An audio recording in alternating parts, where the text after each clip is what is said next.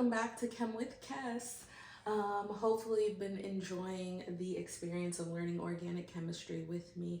If I'm doing a good job, let's get to the first order of business. I'm gonna need you to follow, like, and share with your friends.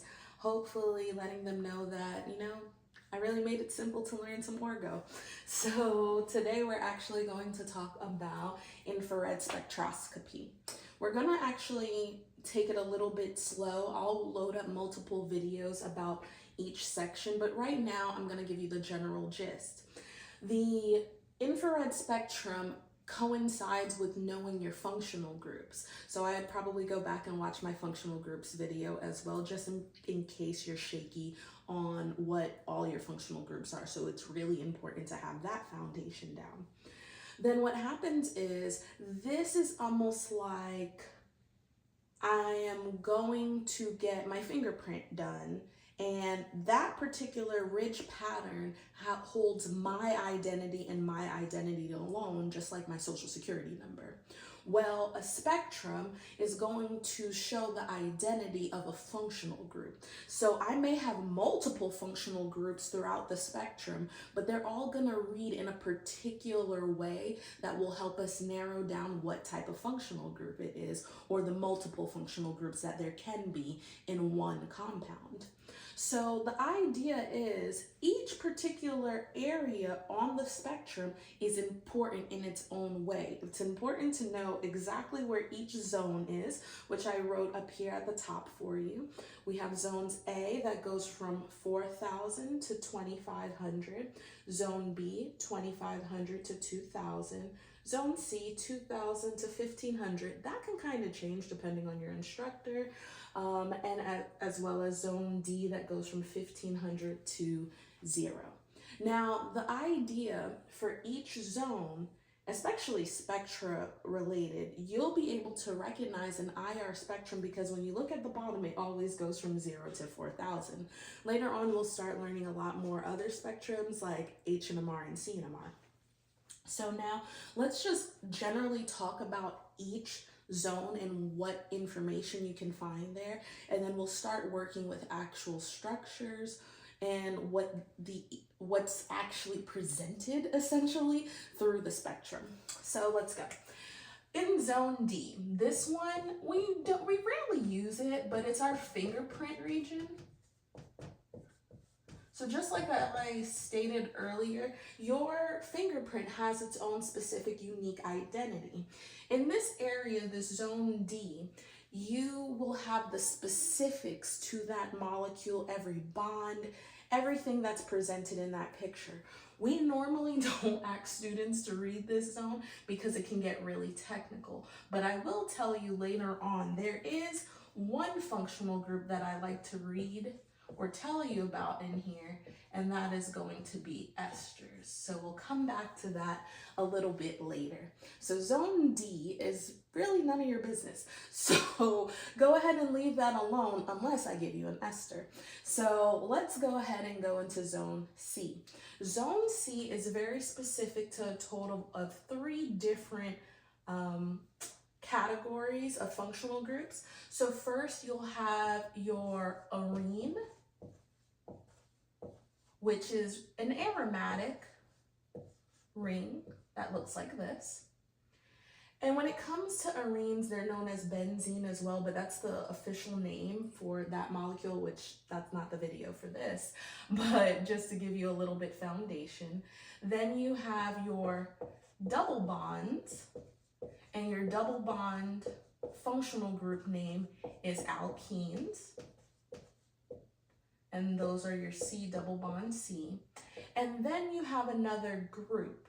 Now I categorize this based off of what the group has like within it, if that's the right way to state it. But this is a carbonyl. You read your carbonyls in this area as well.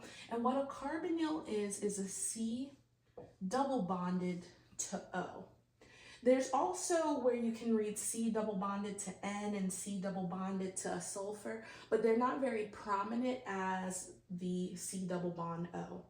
Now for carbonyl containing compounds, we have a multitude of functional groups that fall underneath this setting. Esters is one of them. Again, you'll be like, why is ester over there if it should be reading here? Don't worry, give me some time. You also have carboxylic acids, aldehydes, ketones, amides. There's a lot of different functional groups that will show up in a particular area, but it's about your fingerprint. We're pretty much breaking down the fingerprint and separating it into zones. So not one functional group will read in one area, it will read across the actual spectrum. Don't worry, it'll make sense in a few more minutes. Then you also have your zone B that goes from 2000 to 2500 loosely, again, depending on the numbers. But this is where you would have your triple bond area. Now that triple bond area could be a C triple bonded to C or C triple bonded to a nitrogen. Mostly the prominent ones tend to be C double bonded to C.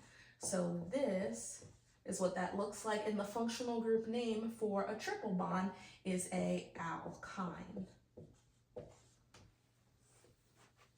Now in our favorite zone A. Zone A is very important, and it has a multitude of things that can read in this area. So I'm going to kind of keep it a little bit general, and as we go along, we'll talk more about it. So from the 2500 to the 3000 mark, or really all the way to the 4000. What's important about here is that we start seeing more of our single bonded carbon to hydrogen bonds, or single bonded carbons to nitrogens or oxygens a little bit here, as well as in zone D. I like to, at my 3000 mark, draw a dotted line because that is going to separate two sections that I call one side U and the other side S. U stands for unsaturated versus S stands for saturated. Now what that means is for saturated molecules, that is talking about sp3 hybridized bonds, which are single bonds. Compared to unsaturated, this one's a little bit tricky on this side. You'll have alkenes, and it's really the hydrogen that's attached to the alkene that is unsaturated, because having more bonds creates unsaturation. So single bonds are always saturated. So the same thing would happen for a triple bonded hydrogen. So those would read in these sections. Now, just like your molecules are very important, all of them have one foundational thing in common. The backbone of any molecule essentially has like hydrocarbons, or I would like to say that's like the spinal cord to the foundation of the foundational pictures. So in the saturated region, you're always going to see saturation, but it could come in different transmission levels, as far as it could transmit all the way to 20%. Sometimes it'll be higher at 60%, but I like to actually draw this one in. So again, those are the single bond CH bonds. And the way this reads here, so just to give you a little bit of insight what these spectrums start to look like, you will see a whole bunch of just like random squiggly lines, and you're like, oh my God, that's supposed to mean something? Absolutely. So the transmission levels sometimes could be lower or higher, but that's all depending on the molecule. But this is always going to be there. When we get into the unsaturated zone, that's going to be a little bit different, because not all of our molecules will have double bonds or triple bonds in them, but they read in their own specific pattern. So the idea for IR is all items are going to read with these kind of funky signals, and they'll have different transmission levels. Now, based off of the transmission levels, or where they're placed within particular number ranges, that will give us a clue as to what type of functional groups could be in our molecule. In the unsaturated section, again, you have your hydrogens that would be connected to a double bond or triple bond. Those are unsaturated hydrogens. They also, another word for those types of hydrogens, they're called vanillic. Now, forgive my spelling. I may be a little bit off. I think it's one L instead of two, but hey, I am not the champion of a spelling bee, so forgive me. So when it comes also into this section, we read a few other groups. We'll read alcohols. We will read amines, or depending how people say it, amines.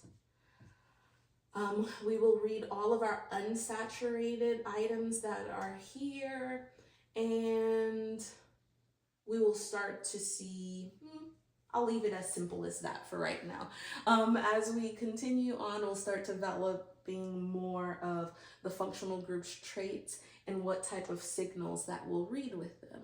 So really understand your sections, go back and review your functional groups, and then let's get started to see what these signals are actually going to look like per section. So really understand each one of your zones. And again, hopefully this helps. Share it with a friend in the next few videos to come.